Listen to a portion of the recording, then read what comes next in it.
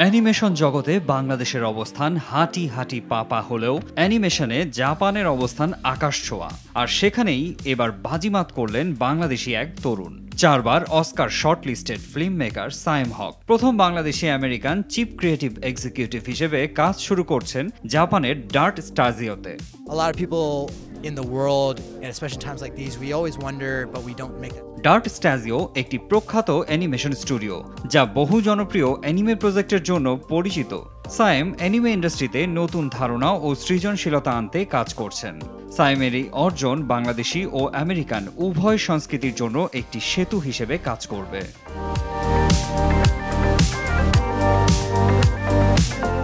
এই পদে তার যোগদানের ফলে ডার্ট স্টাজিওর আগামী প্রজেক্টগুলোতে একটি নতুন মাত্রা ও বৈচিত্র্য আসবে বলে আশা করা হচ্ছে।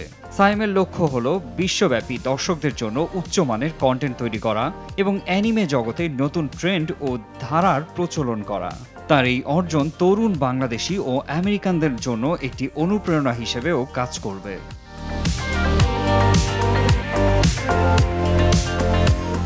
সায়েম 4 বার অস্কার শর্টলিস্টেড ফিল্ম মেকার, যে একাধারে রাইটার, ডিরেক্টর এবং প্রডিউসার। সৌদি আরব আর জাপানের অ্যানিমে কো প্রোডাকশন জার্নি সিনেমায়ও সায়েম প্রডিউসার হিসেবে ছিলেন।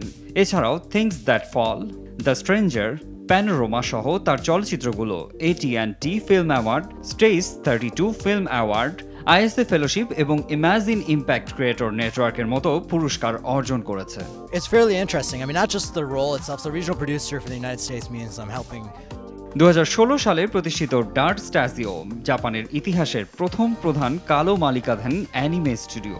স্টার ওয়ার্স, ভিশনস, দ্য উইকেন্ডের Snow Child music video, the Boys Presents, Diabolical এবং One Piece, Pokemon, Fire Force, জোসোসের মতো সারা জাগানোর প্রকল্পগুলো এই প্রতিষ্ঠানের।